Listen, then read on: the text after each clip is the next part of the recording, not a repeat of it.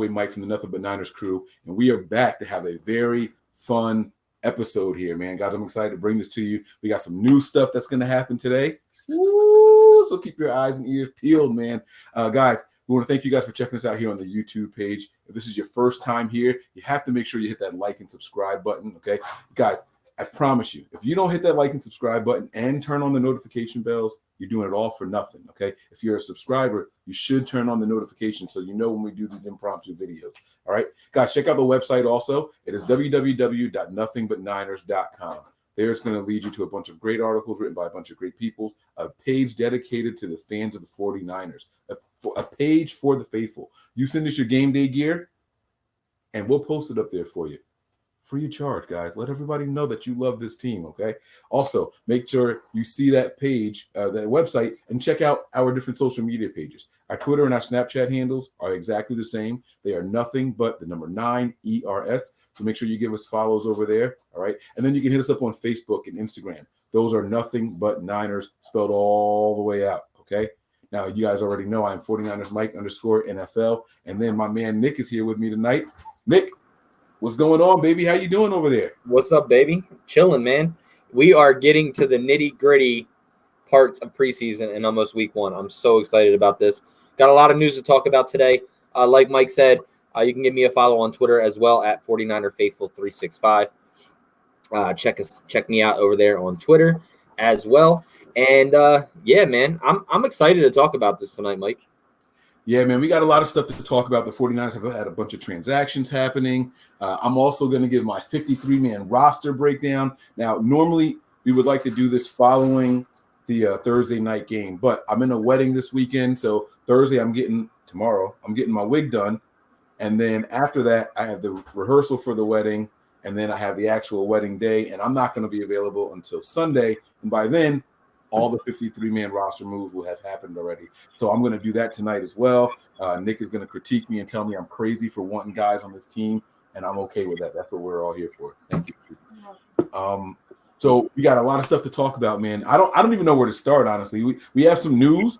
The team has let go of some players. The team has signed some players. I mean, where do you want to start? We got rumors to talk about. This is going to be a very, very fun episode. So you let me know where you want to start, Nick, and I'm with it, man. Well, I mean, obviously, one move that I want to talk about that, is kind of a surprise, but it's not a surprise. I'm kind of surprised on this move because I didn't think that Kyle Shanahan had it in him. But with the Malcolm Smith move, it came to a surprise for me because obviously I didn't have him on my 53 and I thought that he was done and I thought that we could replace him. But I was just really surprised that Kyle Shanahan actually went through with it and moved him. And it didn't even wait. Like, he actually gave him – I mean, this team does do that once in a while when they release somebody. They kind of let them go a little bit early so that they can probably latch on to another team or something. So not so much a surprise cut as in surprise that they got rid of this guy, but a surprise that Kyle Shanahan and John Lynch filed through with the Malcolm Smith move. Yeah, man. I'll be honest with you, man. It was long overdue. Malcolm Smith was a bad signing from the beginning. And even John Lynch tried to give him his flowers on his way out. He's a professional. He can still play at a high level. Other teams are going to want him. Listen, if you were picking up John Lynch, my wife is messing with me, guys. I'm sorry. If you were picking up Malcolm Smith, your team is in trouble. You guys are in turmoil. He has been bad since the beginning. I know he won the MVP and all that stuff in the Super Bowl. Fine. He had a good game at the right time, but he has been bad all along. What team lets go of their Super Bowl MVP? It just doesn't happen. It doesn't happen, right? So, stuff happens. That happened for the first time, and then he went to the Raiders. He stunk it up. He came here. A lot of people were against it from the beginning, and then he couldn't stay healthy. It was just bad. And now he's gone. They restructured his deal. They only got a little bit of relief from that restructure, like $1.5 million or something difference in the restructure. But, it's relief nonetheless. You know what I mean? He's gone now. And, I hate for a person to lose their job, but he got some money up front from the back end of his deal when he did the restructure. So he'll be okay if he does have to sit this year out. He's got his money coming in. And if he latches on with someone else, and by all means, I hope he goes back to Seattle. I hope he stays within the division. He'll be a fun person to play against, and it'll benefit the team. So that's my take on the Malcolm Smith talk. Yeah, I mean, and in order to do that, not in order to do that, but they also signed running back Brandon Wilds to a 1-year deal, which is kind of interesting because you have so many running backs right now. You have Brandon Wilds, you got Austin Walter, you got Jeff Wilson Jr. Not sure what's going to happen with Jerick McKinnon. You got Raheem Mostert, you got Matt Breida, you got Tevin Coleman. Mm-hmm. Like, how many guys? And this is going to be it's going to be interesting to see what we do here, because I know a lot of people are hampering for Jeff Wilson Jr. to make this roster now that Jerick McKinnon's not here, or if Jerick McKinnon goes on the IR or season-ending IR, and we'll get into that whole conversation. But the Brandon Wild signing was kind of, we have released him and then we brought him back, and I'm not quite sure why we're doing that. Well, if you ask me, the team knows who they're going to keep already as far as the running backs go. Now, McKinnon, he's thrown a little bit of a wrench in there, and we're going to talk about that. Obviously, that's very, very big news. But for the most part, you know who your top 4 guys are for this team. If ignoring the McKinnon setback, it would have been McKinnon, Coleman, Breida, and Mostert as your 4 running backs, right? So you don't want to go into your final preseason game and run these guys into the ground and risk an unnecessary injury to people that you think are going to be an integral part to your 53-man roster and even your 46. These are guys that you expect to dress. It's not like we're talking about like a Demontre Moore that if he makes the team, he might not even dress without there being not even Demontre Moore, but let's say a Julian Taylor. That's a better name. Julian Taylor probably won't dress. He might make the 53, but he's not likely to be active on game days without there being some injuries.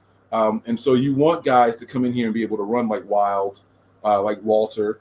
You know what I mean? I'm not even putting Raheem Mostert out there, honestly, with the concussion issues and things like that. I'm not even sure I would do that. But you want to be able to hand the ball off to guys that you're not so much sacrificing these guys. You know what I mean? But you want to let him get out there and run the ball and, hey, give them a chance to show off what they can do. And maybe another team will like them. You know what I mean? So we know Jeff Wilson Jr. is going to get a lot of play. We know that Wild's going to get a lot of play, and we know that Walter's going to get a lot of play. Don't be surprised if those are the only 3 running backs you see the 49ers use in tomorrow night's game. Well, I mean, Mostert didn't play last week, so I wasn't expecting to see him this week. And obviously, Breida and Coleman aren't going to play. Obviously, McKinnon's not going to play. So this could be – I mean, I saw a couple comments and just like things you were saying, it could just be to get through this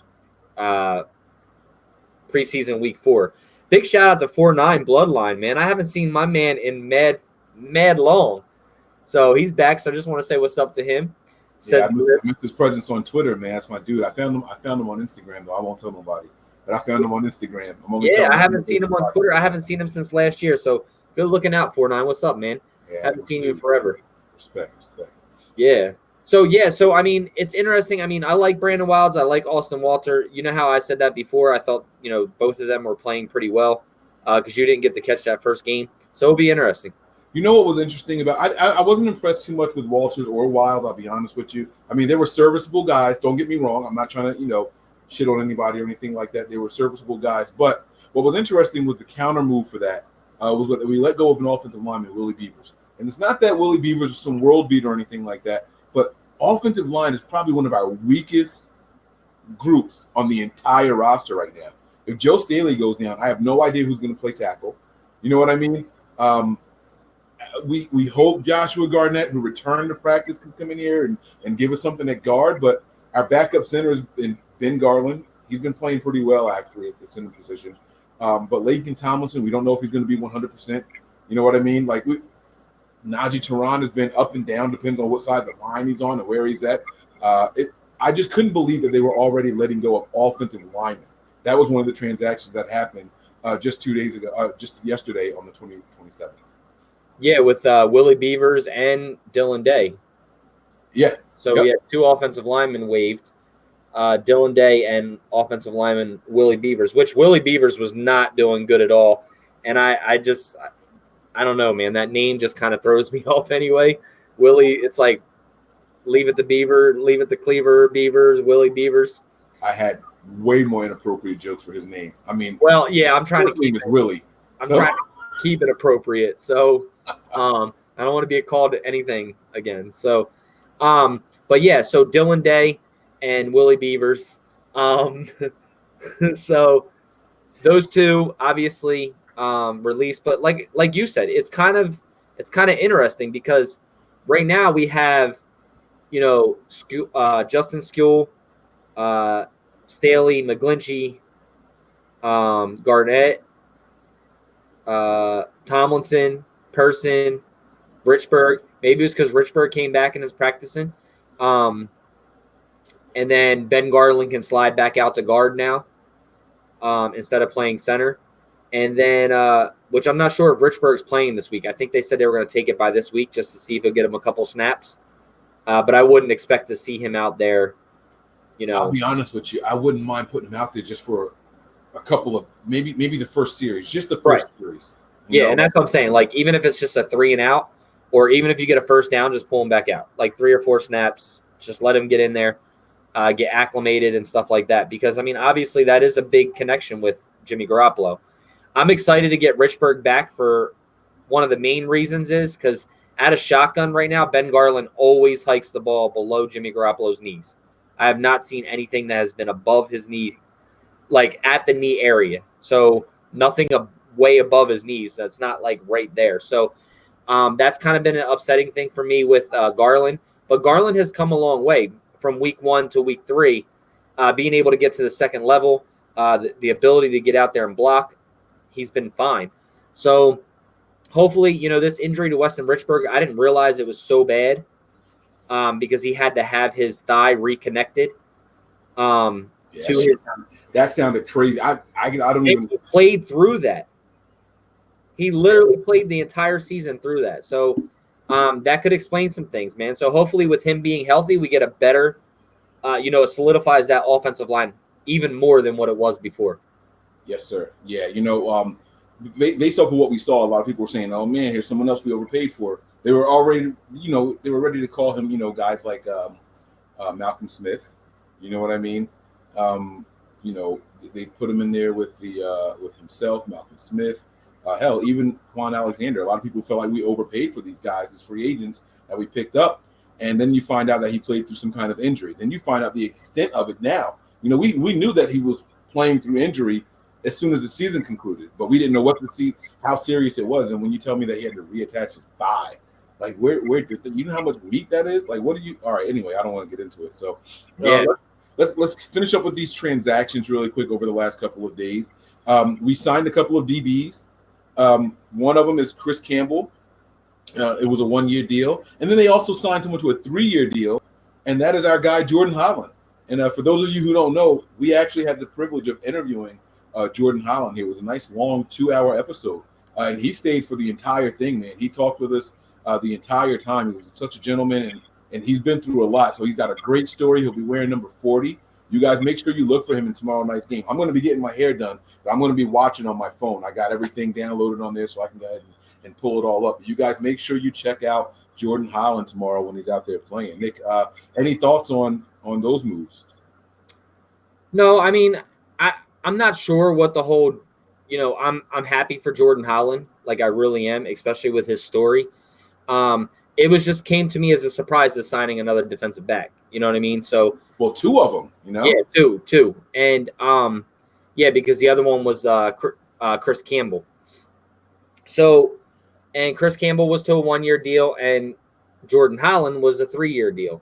So, and I think the difference there is veteran to rookie. Right. You can't tie down a veteran for 3 years on a deal that's not, guaranteed. Right. That's not guaranteed. So, I obviously Chris Harris Jr. going on the IR has a little bit to do with it, season ending,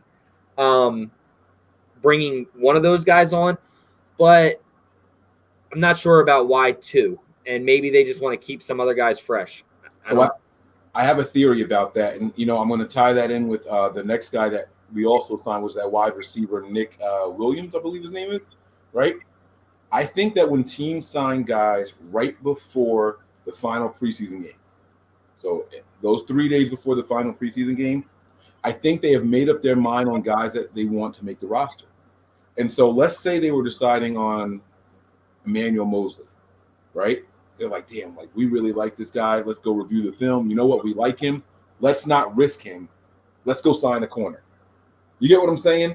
And so I think that they were making moves like this. Why the random Nick Williams signing, the wide receiver, right? I think that the team finally said, you know what? We were going to go with 5 guys or 6 wide receivers, but Trent Taylor's got this injury and Hurd's a little more banged up than we thought. Let's sign Nick Williams so we don't have to expose and then insert guy's name here, whether it be Richie James or Kendrick Bourne, whoever it was that was at the bottom that you were arguing with, Jordan Matthews. They don't want to expose them because now I think that the team signs these guys so they don't go out there in that final preseason game. They don't risk an injury because now all of a sudden you need those guys and you have them making your 53-man roster. So I think that's what happened with the Chris Campbell. We don't need more cornerbacks. In fact, I think our corners need to get more playing time out there. Well, let me ask you this: do you think anything has to do with it with the direction of what's going to happen with Jason Verrett? No. I think Jason Verrett's injury is going to guarantee him a spot. I felt that way from the time. No, I'm saying guarantee him a spot, but if he goes on the IR until week 6, you don't have that guy there. Oh, I see what you're saying. It's possible. It's possible. I think we have enough depth to survive him without 6 weeks, but I'll be honest with you. I know we're not there yet.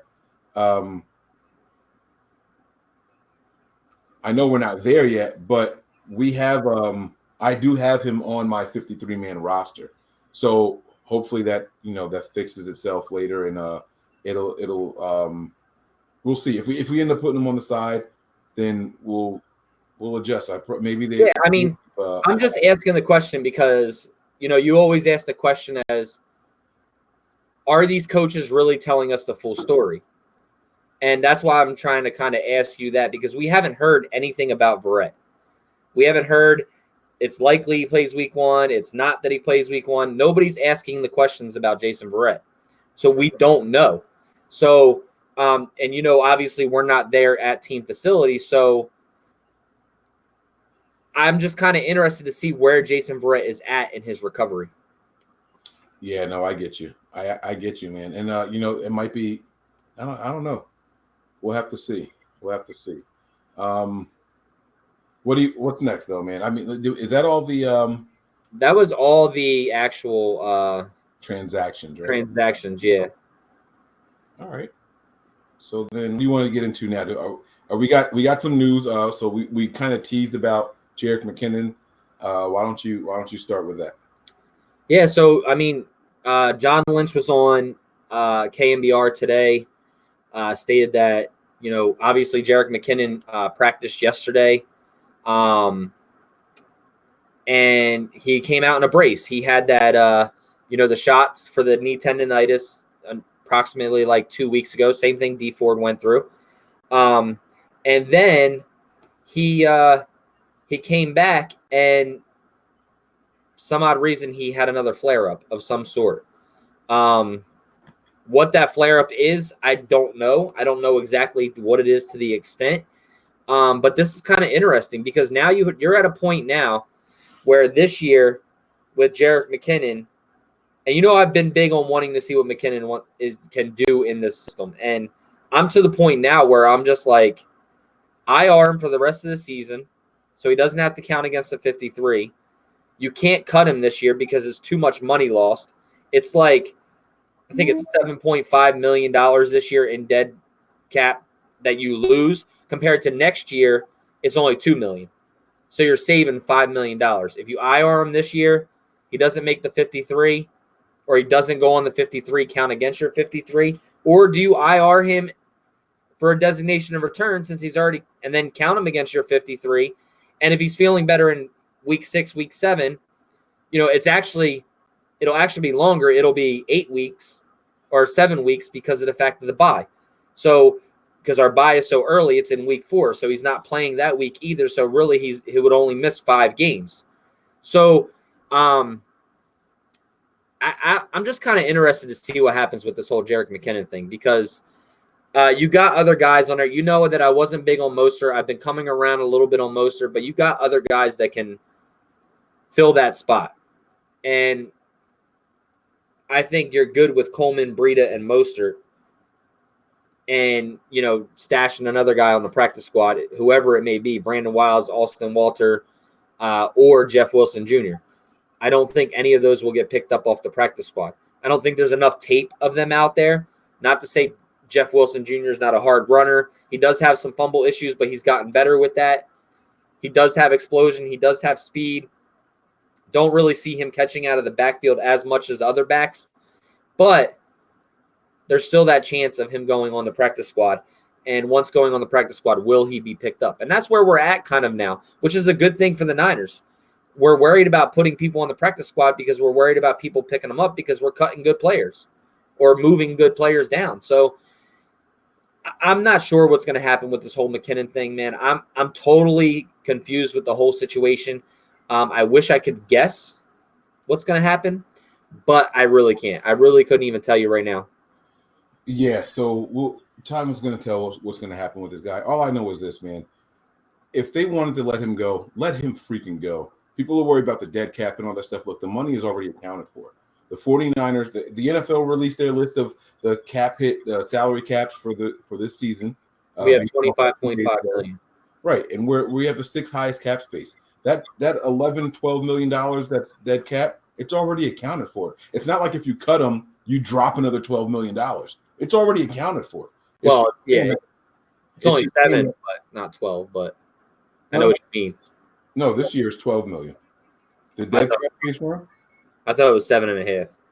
No, his dead cap for 2000. What year is it right now? 2019. Oh shit, I was looking at 2018. My bad. My apologies. It's 9.75. Last year it was 12. But my point though is the money's already accounted for. It doesn't affect the salary cap if we cut him. Stop holding on to dead weight just to say we held on to it and did something with it. Come on, man. Like if he's not going to be any good, he's not going to be any good. I say let him go. But I do have a conspiracy theory on the Jerick McKinnon stuff. Well, people always talk about Dante Pettis and Josh Garnett being soft. Here's my theory. So I went back and I listened to KMBR's podcast, right? And I heard John Lynch's podcast first. He said that where is it? He said that there's he said they had a flare up and a setback. It was not encouraging.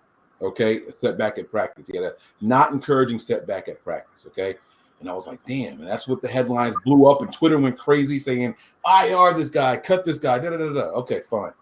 So I'm listening through the rest of the podcast and I come across Kyle Shanahan's.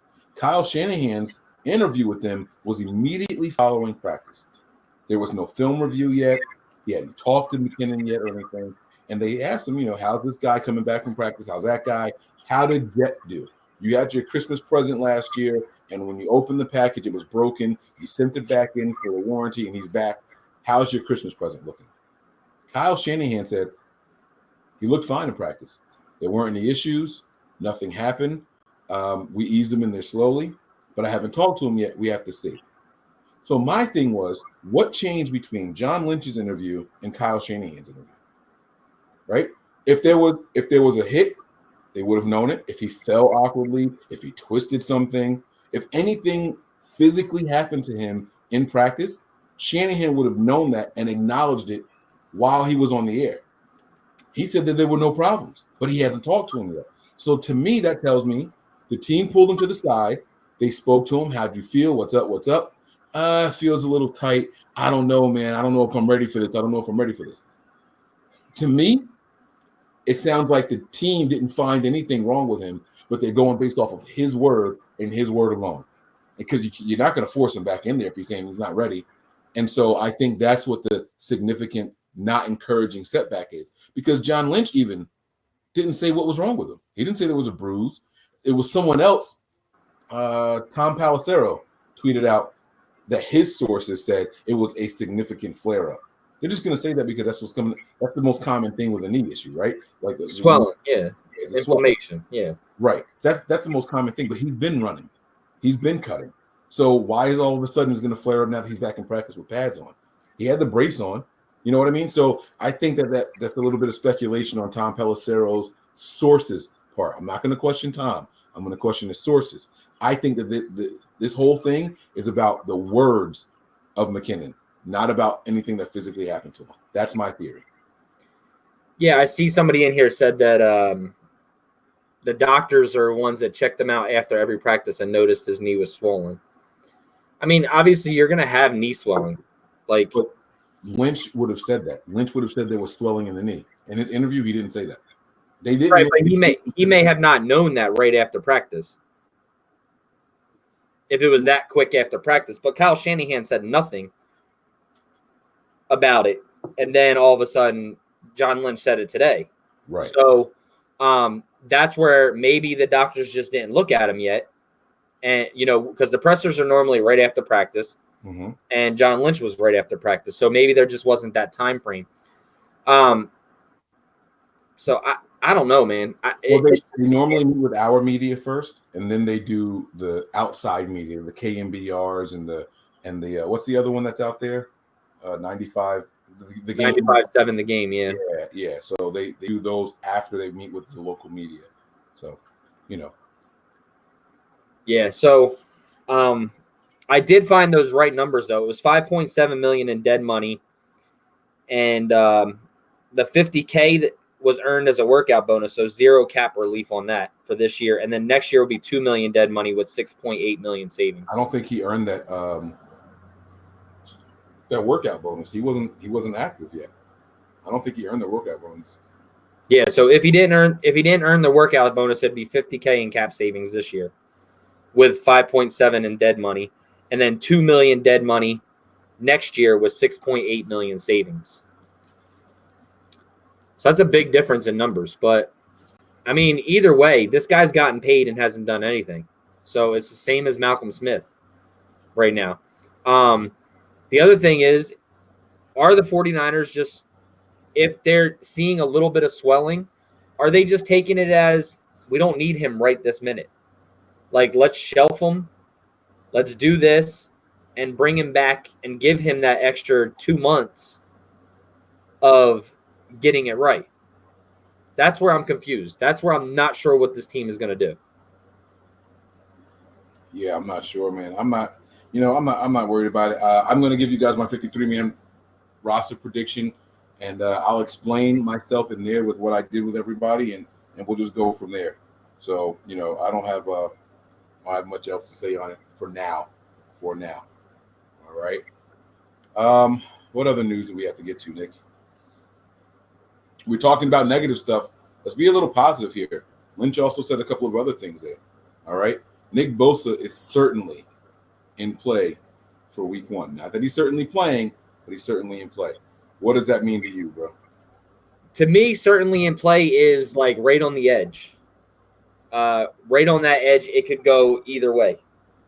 Yeah, we can play him right now and he'll be fine. Or we can give him another week and get him amped up in practice and then go into week 2. To me, it's kind of it's not a straight definitive answer. It's kind of, I'm going to kind of walk around this type of answer. He's certainly in play for week 1, which is what he's been. But then again, Trent Taylor was in play for week 1, and now that has changed. So I really believe them when they say he's certainly in play for week 1 right now. But it's just a matter of what side they lean more towards. Do we want to protect our investment and give him another week, or do we want to just let him go? I say we see him, man. I think he's going to play. It might be limited snaps. I'm not saying he's going to play the whole game. It might be limited snaps, but I think they put him out there, see how he feels. Yeah, you good. Get after it. How's it feel? Oh, it's a little tight. They do a little massage on the sidelines. Misses a couple of series. All right, you feeling better? And then based off of what he says, they'll go from that way. But I think we see him week 1 though, for sure. I'll tell you what. If he doesn't play week 1, I'm completely okay with that. And that's being honest. I mean, what I've seen so far from DeMontre Moore on the edge, you're getting Ronald Blair back, who's another edge guy. If you got the pieces there that you're not going to lose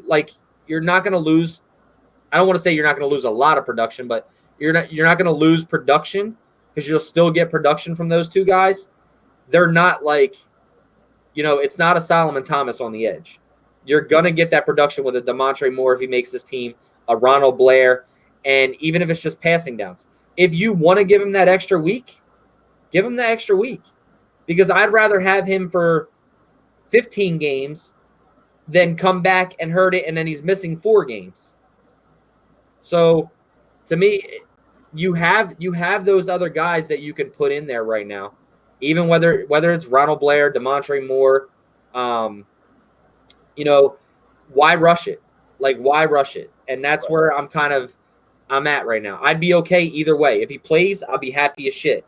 Yeah. If he gets through the week. If he doesn't play, I'm still going to be happy because we have that depth now. All right. So don't you think it's important to start fast though? Like Tampa Bay, but that's what I'm saying. That one player isn't going to hurt you to start fast. But we can. All right. So look, follow me here now. We can take a serious gamble. We can take a serious gamble and put him out there, right? And he can get stonewalled, and it can be discouraging. You can blame it on the injury, whatever. Or, hear me out here. We can bet heavy on this one, and what we can do is we say, you know what? We're all in on Nick, not you, Bosa. We're all in on Nick. We're gonna trust that Tampa Bay's bad offensive line, because we saw them getting killed in preseason. That bad offensive line is gonna boost his confidence. It's gonna make him feel better. Let's go. We're gonna ride this one out. We're gonna put him out there and let him go. Don't you gamble, man? Like, isn't that a gamble you got to take? Not the whole game. Put him out there, make him feel good about himself. Right, but it only takes one play to re-injure your ankle, and he's going. That goes for all year. That's the same thing for all season long, bro. It is, but I'm saying, like, if you're, he's only 3 weeks out right now. A high ankle sprain is normally 4 to 6 weeks. So, he's only on week 3 right now. So obviously after this week going into the preseason or into season 1 will be 4 weeks. We got 2 weeks. It's this week and then next week. No. Well, yeah, you got the week. That's what I'm saying. But this week right now is 3. So then you got next week is 4. And then the game. So he's only getting another week because he's not playing this week. So that's like I understand what you're saying. Like, it'll boost confidence and get him going where he needs to be. But do you want to risk the chance of losing him for 5 more weeks or give him that opportunity to sit 1 more week just to make sure? I think that this young man's confidence could use a boost. I'm more of a gambler. That's actually going to segue us nicely here. I'm more of a gambler, Nick. I want to put him out there, even if it's just for a couple of series, boost his ego. All right, I'm going to pull you back, big fella, and let him feel that. He hasn't played in a long time, man. I'm a gambler, man. Let's roll the dice and get out there. And speaking of gambling, guys, this is going to be something new here we're going to do also. Speaking of gambling here, I went online. I was listening to SiriusXM, and I heard all this stuff about my bookie, right? And I was like, all right, I got to try this shit out, man. So I log into mybookie.com, right? And I use their promo code and everything, and boom, right? Whatever you deposit, they said they're going to match it and all that. I'm like, all right, not a big deal, right? That's fine. So then I log in there and I go to the NFL tab. You can bet on preseason games, bro. You can bet on the over-under on points. You can pick the winner. You know what I mean? It's a lot of fun. I don't know if you guys are gamblers at all or not, but let me tell you guys, mybookie.com is the place to be, okay? And if you're going to go there, you have to check out all the different features there. They have live in-game betting. It's a lot of fun. Nick, man, I'm telling you, give it a shot. I don't know if you've tried it yet. I know we talked about this off the air. I don't know if you've tried it yet, but bro, it was a lot of fun, man. Like, during the game, you can bet on a whole bunch of shit. Like, it's crazy. They got a fantasy betting section and all that stuff. Yeah, they have a ton of stuff, and all you have to do is go over to mybookie.com and use the promo code NBN. And like I said, mybookie.com. Like Mike said, you can do in-game bettings. You can bet through the preseason. You can bet through all the weeks. Obviously, once you get into the weeks, it gets a little bit harder than what preseasons are because you're going up against different teams and players and depth charts and things like that. So make sure you go over and visit mybookie.com. Make sure you use the NBN promo code. my bookie right there in the top left or right hand screen. I don't know. But yeah, we even got a promo code for you guys. We hit these guys up. Hey man, look, man, like, what's up? Where's our love at? Right? I'm hearing it all over other places. Where's our love at? We got a promo code, guys. NBN for nothing but now. I want to NB Niners, but we'll take what they give us, right? I mean, beggars can't be choosers, right? So make sure you use that promo code, guys. I'm telling you guys, like, seriously, all jokes aside, I wouldn't tell you guys to do something that I don't trust myself. All right? I've been there. You bet, you win, you get paid. It's not complicated at all, man. So you guys, again, make sure you check out mybookie.com. If you bet up to $1,000, they give you $1,000, right? Yeah. So when you first log in, into it, like a timer pops up there, and you got to put your promo code in. So make sure you put the NBN. You don't put in the NBN promo code, you don't get this free $1,000 or up to $1,000. And it asks you what kind of deposit you want to make. It's just like some of the other gambling sites, the fantasy sites, and all that stuff. You can put it in increments that you choose. All right. You can go up to $1,000. You use our promo code NBN, and then they'll match your deposit. So you bet 500, you get 1,000. You're doubling your money just for signing up and using that code. Basically, I mean, how's that not winning? So, you know what I mean? Like, that's what I would do, man, guys. Like I said, you bet, win, get paid. It's pretty easy to me. So I'm a gambler, man. That's why I'm saying we have to put Nick Bosa out there. I know. A lot of people don't agree with that, but I'm telling you guys, man, that's what I would do. Nick Bosa would be out there, and he'd be playing his ass off if it had anything to do with me. Look, I'm good with him. If he is legitimately good to go, then fine, let him run. But if you have that little bit of sense to where you're not sure, sit him another week because you're only at 4 weeks. You know, he got hurt August 7th, and the first game is September 8th. So it's not even a full month since the time he's gotten hurt. So I know it wasn't a high ankle sprain, but it was considerably close to what a high ankle sprain is. It had one of the three factors. So if he's not out there doing things and stuff like, it'll be a big tell if he practices next week after week 4. It'll be a big tell if he practices after preseason week 4. If he starts to practice and he feels good, he'll go. If he has any type of, feel like, then we'll see. Oh, man, he's never gonna feel good. He's been sitting too long. Gotta get out there and make some content. All right, let's move on. I'm gonna be on this all night, man. I feel passionate about this, and I feel like this, right? You think about the opponents that we have coming up. All right, so week 1 is probably the worst, maybe the third worst offensive line we're gonna play all season. It's probably the third worst offensive line we're gonna play all season. But it don't get much easier. We're gonna go from them to the Bengals to the Steelers. We know the Steelers are protecting Roethlisberger back there. You know what I'm saying? So we got them. They have a bad offensive line, and so do the Seahawks. We play them twice. You know what I'm saying? Like, it's only going to get rougher for him, and he hasn't been out there. So, like I said, we'll see what happens. Man. I'm excited. Talking about, and not to go off subject, but talking about Tampa Bay's offensive line. Did you hear D Ford's comments? No, what did he say? Oh shit, here we go. We're about to get into something. So D Ford said somebody asked if he was ready to get out there and play, in Tampa, blah, blah, blah. He's like, did you see their offensive line last week against the Browns? He said, we're going to go out there and eat and have fun. So, but, there's, I don't know. We'll see.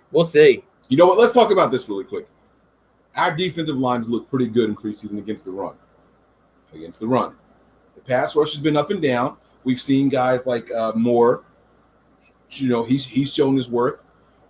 There's the other guy. Oh, his name is escaping me right now. There's Bromley. Bromley has shown his worth as far as the pass rusher goes as well on the defensive line. And then there's one more guy. Givens. No, not Givens. Not Givens. Givens is all right too, but not. Oh my God, I can't think of it right now. But I'll tell you exactly what it is in a little bit. But my point is, these guys have been out there. They've been working hard. They've been kicking ass, right? Are you worried at all about when Bosa and Ford come back and the step back we might take? Do you think that there's any chance at all these guys are worse than what's been out there? No. What about in the run game? No. You're not worried about that at all? Not at all. And I thought not at all. Because I've seen the middle. Last week, and I said that I was a little worried about our middle starters with DeForest Buckner, Armstead against Kansas City. We weren't getting that pressure. We weren't getting, to Patrick Mahomes very quick. The run game was still good, but I'm not worried about it because both these guys, D Ford and Nick Bosa, are technicians, man. Like, they are technicians. It's Valaga. like, huh? Sorry. Valaga, yeah. Thinking about it. Valaga, yeah.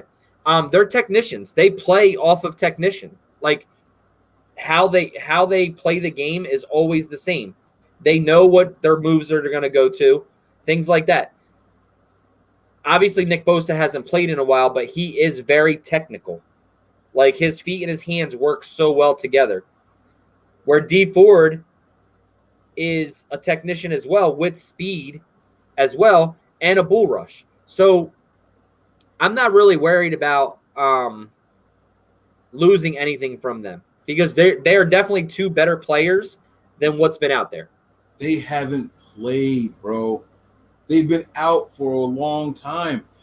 I can't believe you're not even thinking like this might be an issue. I'm not, because what I see from this line, and our line has been half decent, is these are two guys that are athletically more athletic than what's been out there. Yes, but they're more inclined to play. They're built to stop the pass. They're built to get the quarterback. I'm talking about now specifically the run game. You're not concerned at all that we might take a step back with how good this run defense has been? No, because their job isn't to contain the run. Their job is to contain the run. The linebackers fill and do that. We're not losing that. All right. Okay. Our middle of our defensive line is still out there. That's fair. We're not losing anything there. All right. If Buckner and Ford and Bosa are containing and closing the pocket and forcing everything up the middle, I've already seen those guys play. I'm not worried about the run. What's that? What if they can't contain? Well, they're going to get upfield. That's containment. All right, we'll see, man. We'll see. I like it. I like your confidence, Nick. I do. And you almost made me feel better. You just know I'm stubborn as hell. So you're not just gonna win me over, even though you might be right. You're definitely thinking too hard, bro. You're definitely thinking too hard. All right. It's okay. That's a Mike thought. You know what I mean? No, and it's fine. It's look, I said to you last week, I wasn't as impressed with our starters out there compared to as what I was with the depth. Mm-hmm. And I know that we didn't have Bosa or Ford out there, but with Armstead, I'm still not big on Armstead. I think if he doesn't get to you with the first move and in the backfield, then he's lazy. He doesn't run you down. He doesn't chase down the play. He stays right where he's at. So I'm not too worried about it, but I think we'll be fine. Absolutely, bro. I'm with you, man. All right, so what do you want to get to now? You want me to go ahead and embarrass myself with this 53-man roster, or do you want to talk about some more rumors? I mean, did we talk about Tim Harris getting put on IR? Well, I mentioned it when we talked about signing two other corners. On my part. Maybe one of those was a corresponding move to putting Tim Harris on the IR. Gotcha. Do you think that's a stash? I don't know. He didn't look good to me. I mean, it might be holding out hope for your guy. You know what I mean? Because he's a draft pick and all that stuff. It might be your way of holding out some hope. But he didn't look good to me. I'll be honest with you guys, man. This what's going on with Street. He ain't look good to me either. I'm not gonna lie. Street was healthy enough to play last year. So I don't want to hear the whole injury thing. You guys got to remember, he came back and he made the active squad for a couple of games. Yeah, but he's about to get his knee scope now. So it's not like he's faking it. He's actually going to get a surgery. But a scope. All right. I don't want to downplay anybody because these are big, tough guys and all that stuff. I'm not trying to downplay the severity of anybody's injury or anything like that. All I'm saying is he was healthy enough to get out there on the field, and he didn't show me much. And I know that he had a game where he had a sack or two and all that, right? That's fine. That's cool. But I wasn't as impressed with him as I was with other players. And I'm like, all right, this guy ain't going to make the 53 playing like this. Our defensive line group is deep this year. It's really, really deep this year. And if you're not showing that you're one of the guys, you might get left out. And I was worried about Street making this roster. And then the next thing you know, boop, boop, boop, he's on IR. Look, Street, Taylor, like those guys got to step up. I mean, the way that Kevin Givens has stepped up, the way that DeMontre Moore has came in here, those guys are, Valaga, Bromley. Yeah, Bromley, like, dude, like these guys have come in here to play. And it's not just sacks either, Nick. These guys are playing ball out there. They are, dude. I can't take anything away from what our. That's why I said I'm really. Remember when I said before I wasn't worried about our offense and I was probably still a little bit worried about our defense? Well, I think that's switched. I think I'm still worried about our offense and I'm not worried about our defense. I told you the defense is going to be right this year. The whole off-season talk has been about how our defense is going to be horrible. So, I think that the defense is going to be really good, and I think the offense is going to take a couple weeks to really get in sync. Now, I really do believe that our red zone is going to be a lot better this year. I really do believe that this year, and I've never said that in the last 3 years. No, yeah, probably longer than that. But I'm saying with our show, I've always been worried about the red zone. So I'm a little concerned about offense getting in rhythm, but I'm not concerned as much as everybody else with this defense. Yeah, no, you've been saying that you've hated our red zone efficiency, but them boys are looking good this year, man. They really are. So we'll see. They really are. So I want to see what your 53 is, man. I really want to see this because all right. How much has changed. So let me know what's changed. Yeah, as we go through it, I'll tell you. Yeah, from your last one, because I think I know a couple of them, but not all of them. Right. So right off the bat, we're going to start with the quarterbacks, obviously.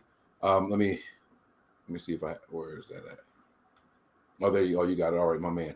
So we'll start with the quarterbacks right away. This is the first change here. I had 3. Originally, I had Beathard making it. I thought that Shanahan couldn't stand to part with his guy.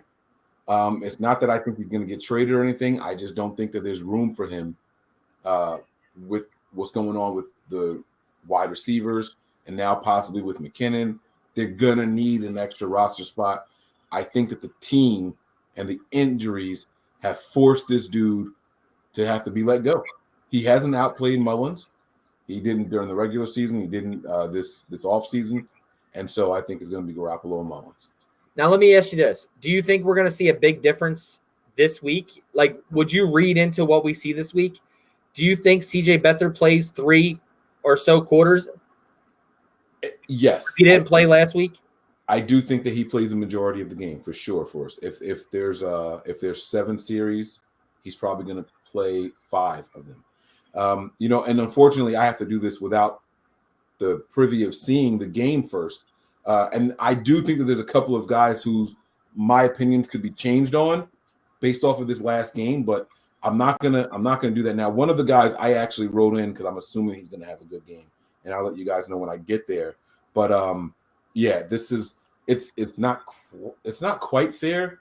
But I want to be able to bring this to you guys, and I know I'm gonna miss the show when you guys do the prediction, so I wanted to get mine in now. All right, so you had 3 quarterbacks your last one. You had C.J. Beathard on there. Mm-hmm. C.J. Beathard, you're just getting rid of one way or another. Yeah, I don't care if it's cut, trade, whatever. He's gone. Either, no matter how you split it down the middle, he's gone. All right. What about your running backs? All right, so running backs is another thing that's going to be a little different as far as the players. I have always had 4 running backs. As a matter of fact, no, the players didn't change. I have these 4 here. And the reason you guys see McKinnon on here is because of my theory that I told you guys about earlier. So when all this news came out with John Lynch's comments, I redid my 53, boom, immediately. And I posted it in our group chat, right? And I didn't have McKinnon making the roster. I thought they were going to put him on IR.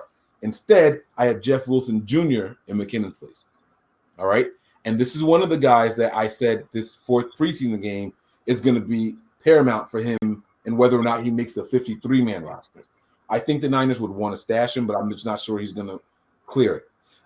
Based off of my conspiracy theory and hearing that it's just, in my opinion, McKinnon's words that have him sidelined, I think there's a chance that another couple of days of sitting back, he'll be ready by week 1 or 2, so they won't put him on IR. And so if they're not putting him on IR, that's really what it comes down to. He's going to make the 53. They're not going to cut him. So if he's not going on IR, he's going to make the 53. That's why I have McKinnon here. So that's where I'm at with the running backs here. I always had 4 though, no matter how you looked at it. I always had 4. Yeah, because you didn't have this before. Yes, so that's the next one. Yeah. So I didn't have this before.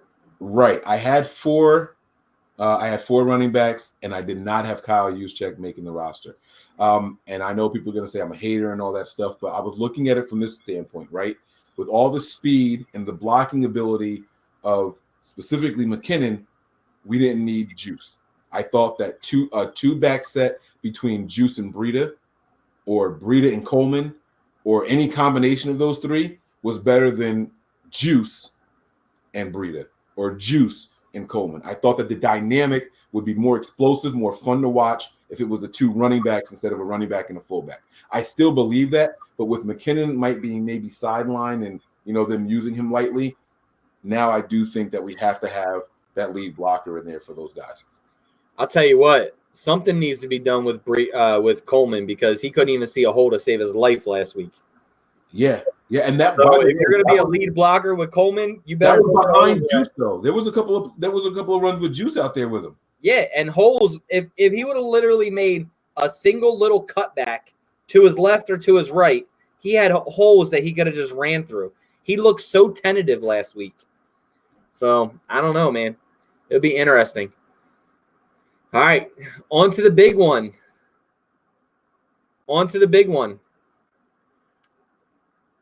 We're going to go on to wide receivers. Mic check. You got me? Okay, yeah, so wide receivers. All right, so I got 7 wide receivers here, which is what I had before. I got Pettis, Samuel, Hurd, James, Bourne, Taylor, and Goodwin. Those are all the same guys that I had last time. No changes here. I'm still sticking with 7 wide receivers. So 5 backs, 2 quarterbacks. Last time it was 3 quarterbacks, 4 backs, but it's still 7 receivers. So right now my numbers are exactly the same. Who's your starting receivers that come out first week 1? Week 1, I'm going to go with Pettis and Goodwin if it's a 2 wide receiver set. I'm going with Samuel and Goodwin. All right. Making the young man take a step back. All right. I'm not mad. So that means, let me ask you a question. You think Pettis gets a lot of playing time in this next game? I think no.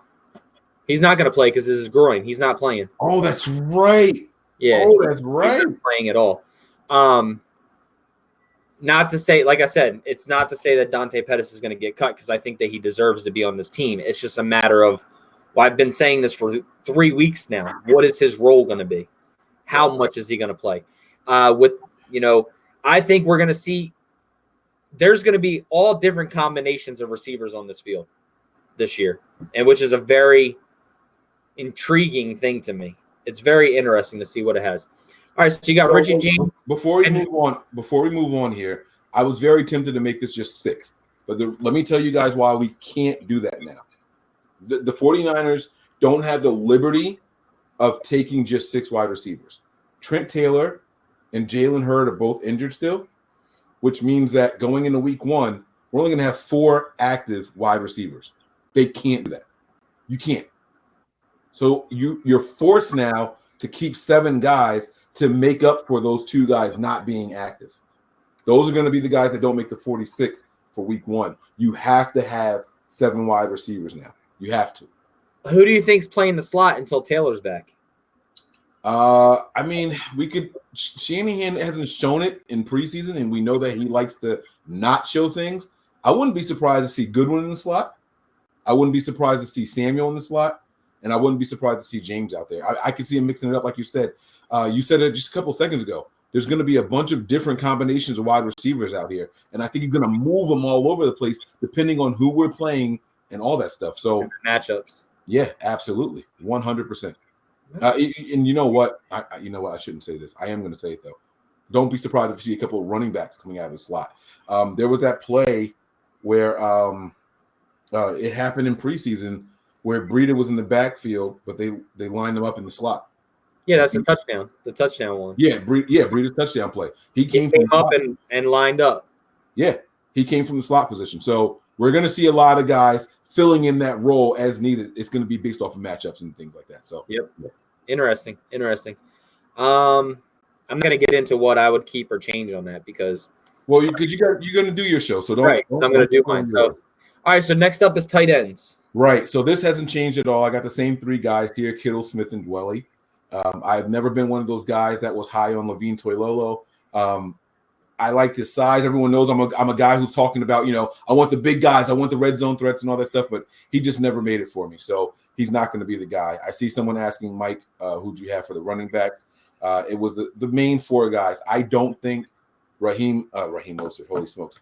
I don't think that McKinnon is going to go on IR. That's really what it comes down to. If you don't believe that the team is going to IR Jerick McKinnon, then that means he's making the 53-man roster. I don't think they're doing that, so it's going to be IR to end the season. Either way, I don't think they're going to sit him for 6 weeks or for the IR designated to come back. I don't think they're going to do either one of those. So I think he's going to make the roster.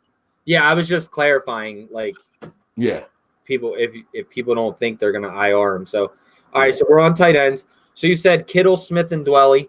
Yep. I'm okay with this. I think I'm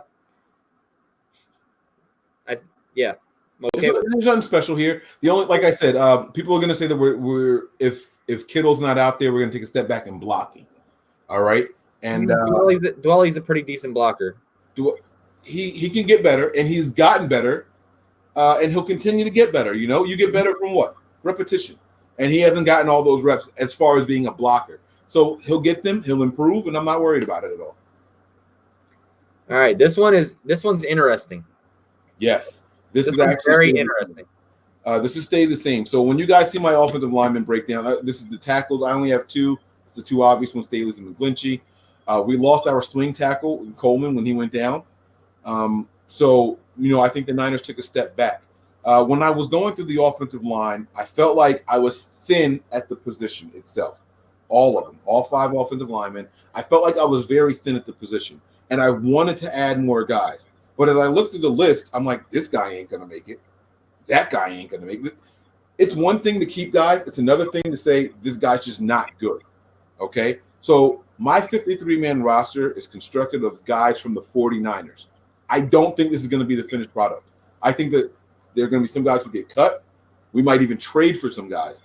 But I don't think this is the finished product. So my 53-man roster is based off of specifically the guys who are in-house right now and how I think it's going to shake out when it comes time for cuts. I'm just kind of interested because you only have two tackles. Well, who else are you going to keep as a tackle? I'm not keeping Sam Young. He doesn't look good. He's getting bullied out there. I'm not keeping him. No, none of the other tackles have looked good to me. Do you think do you think we bring in another tackle? I think. And the reason I'm asking you this is because last week you said it's time to start looking towards replacing Joe Staley. If Joe Staley is continually getting beat and you're only keeping two tackles and we get an injury. Right. So here's the thing that you don't see. I did not do a practice squad list. I have Skule making the practice squad. Okay. So he's going to be on the Niners team, just not on the 53. And so in case of an emergency, they'll come in and they'll slide person to tackle, and then they'll have McGlinchey finish, and then here comes Joshua Garnett, which is going to be the next group. But Joshua Garnett will be one of the guards instead of Mike Person, and then we'll hold down the fort accordingly, and we'll adjust until Skule can come up later on. Well, so speaking of guards, which, by the way, I actually liked Sam Young play last week. I thought he played the swing tackle pretty well. But guards, talking about guards, you got 5 guards. Yes, I have 5 guards. Only 7 offensive linemen. Just to let you guys know, Shanahan has not kept less than 10 offensive linemen since he's been with the Niners. All right, now some of his other teams in Washington and Atlanta, they had 7 or 8 and all that stuff. But it's one thing to have names on the list just because you're trying to match what he did before. It's another thing to have quality. I'm not looking for bodies. I'm looking for effectiveness. I'm looking for guys who are going to be out there. So the starters are obviously going to be your Person and your Tomlinson. I personally feel that Garnett can push Person, but we'll see. He's got to get out there first, right? Najee Tehran has played well at center, and he's played well at right guard. Yeah, left guard, he's horrible. Yeah. You move that man to the other side of the line. I don't know if it's because he's stepping on the opposite foot or what, but he does not look good on the left. It doesn't mean he can't improve, but I tell you one thing that's encouraging. The reason why I have Tehran making this, right, is because the fact that the team is moving him around in all three of those interior positions means that they like him and they want to see if he's capable of playing more than what they're going to already ask of him. They don't move guys around. Joshua Garnett has never, ever taken a snap at center. Never. Najee Tehran was originally signed to be a guard. He performed well at the right guard. They said, hey, try center out. You know what? You didn't do bad at center either. Try left guard out. Oh, shit, we fucked up. Let's backtrack that one. Let's cut that off of his little list. You know what I'm saying? But they give more responsibilities and attempts to guys that are excelling or doing well at what you've already asked them to do.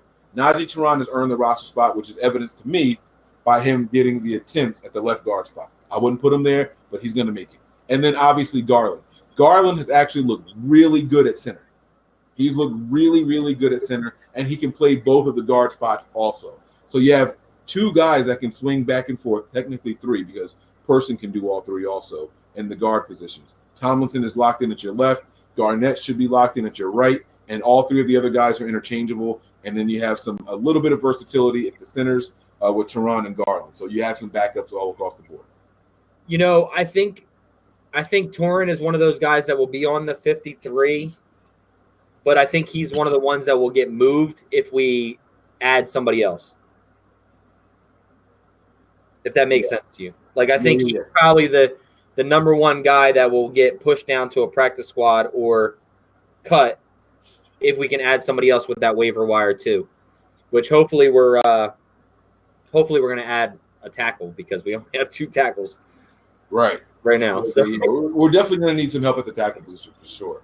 But you can't sit here and tell me, look at the names of the offensive linemen I've named. You can't give me another name and say, oh, that guy should make it instead. Like, none of them have looked good. I'm sorry, but none of them have looked good. I'm not going to touch on them because, I mean, obviously I don't want to give away what I'm doing. So I'm not going to touch on them. But like I said, the only thing that I would probably think there is Tehran would be the odd man out if we added another guard.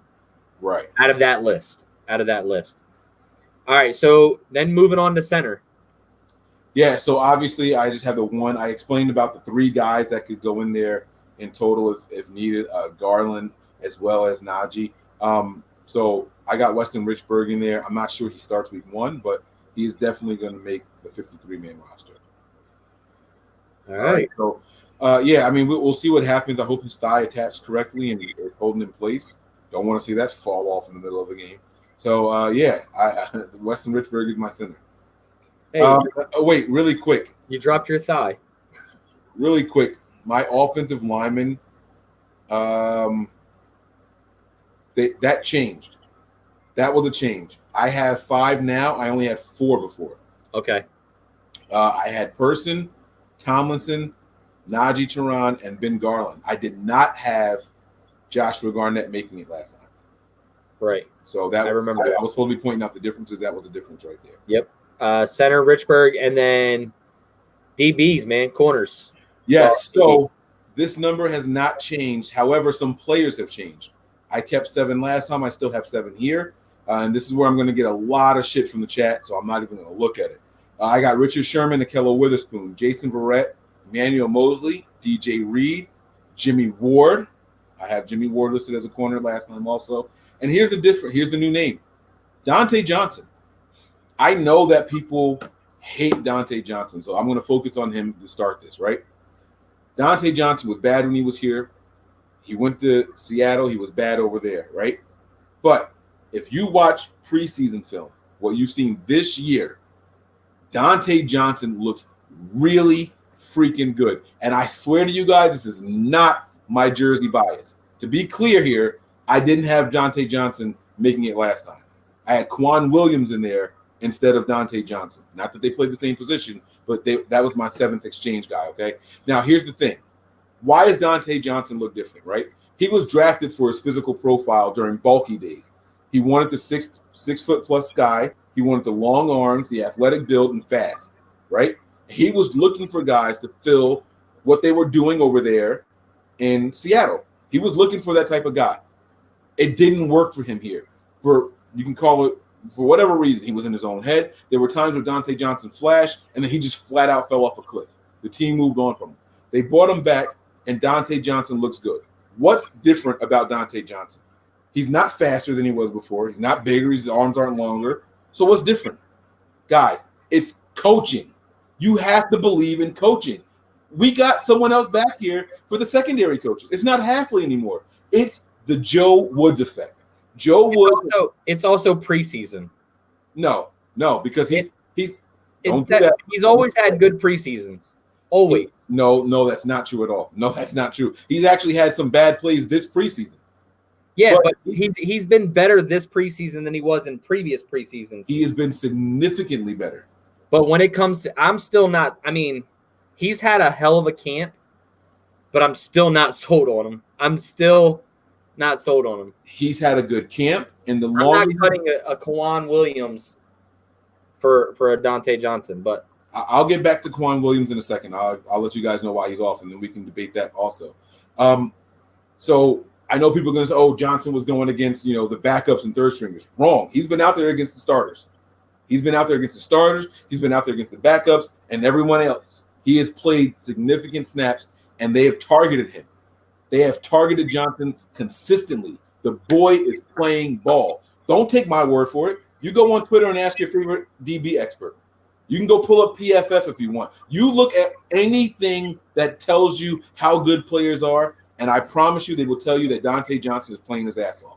I promise you. And if you don't believe in coaching, if you think a guy is just a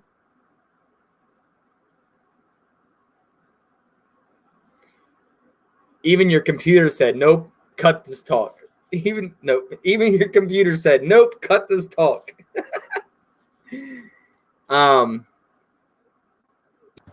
Rocco says Dante Johnson. Yeah, Dante Johnson. So listen, bro, here's my thing, right? If you don't believe in coaching, then that means that whatever players you draft, they're finished products. That means that a guy is a guy and he's never going to change, never going to get better, right? If you believe in coaching, you have to understand what I'm saying here. I think Dante Johnson is achieving because of the tutelage of the new DB coach. He's buying into something that he didn't have before. Halfley wasn't doing it. There's a reason the team got rid of Halfley. I'm not saying that Dante Johnson is going to be some all pro type guy or anything like that. He has earned a spot on this 53-man roster. He looks better than the other guys that I don't have on this list. Kwan Williams hasn't done anything. This is where I'll back you up, though. Yeah. All right? Wait, Kwan Williams hasn't done anything this preseason. Let me correct myself. Well, he did the first 2 weeks, yeah. He's just been hurt for the last week, but he got a knee scope. But this is where I'll back you up a little bit, all right? You had so you got Sherman and Witherspoon, who are going to probably be your starters, right, come week 1. Now, whether Verrett can make a push at being a starter later down the road in the season, whatever, fine. You got Mosley, who can play corner outside too. So you have two guys that can back up that I feel comfortable with if Verrett is healthy. Verrett and Mosley coming in if Sherman and Witherspoon ever went down. Ward can play the nickel spot, who would back up a Kwan Williams, or a Kwan Williams back up a Ward. Either way, vice versa. Dante Johnson is better than Greg Maben. He's not going to be a starter. He's better than a Greg Maben. Right. And I will give you that. Yes, sir. Yes, sir. I will give you that fact. It's not like Dante Johnson is going to come out here and be a starter week 1.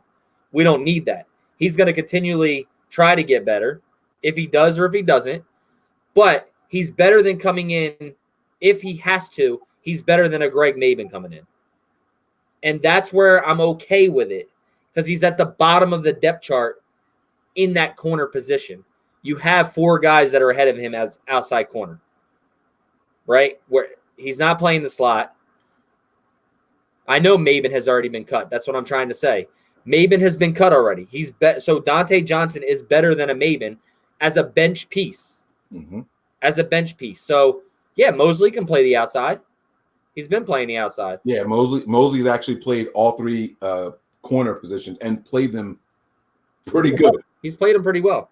Yeah, absolutely. So, and that leads me to why I cut Quan. Wait, were you done? I didn't want to cut you off. I'm sorry.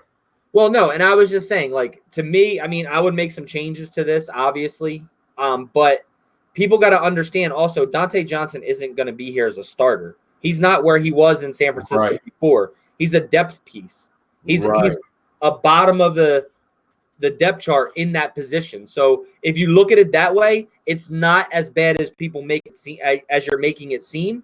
Right. Because he's better than those depth pieces that we had before in Greg Mabins and people like that. Absolutely. Well said, Nick. And, that's the thing, man. There's this thing that's called herd mentality, right? People are afraid to just say something because they're afraid people are going to laugh at them or mock them and all that. That has never been my MO. I watch football and I judge what I see. You can tell me that this guy is good and I'm going to be like, I don't like this guy. I see this and I see that, and that's my opinion. I had Dante. I laughed when we signed him. And you were like, when we signed him, we did a video. You were like, Mike, your boy from Jersey. I'm like, nah, man. That ship is. I counted him out. There's no shame in my game. I counted him out, right? So the reason I'm moving on from Quan Williams, though, in this is two things, right? One, what was tying Quan Williams to this team? It was Hafley from his days in Cleveland. Hafley's gone now. Williams has to prove it. Number two, it's not that Williams is bad. Williams is actually pretty good as long as the game stays in front of him. If the game stays in the direction of the quarterback, Williams is really good. He's a physical guy.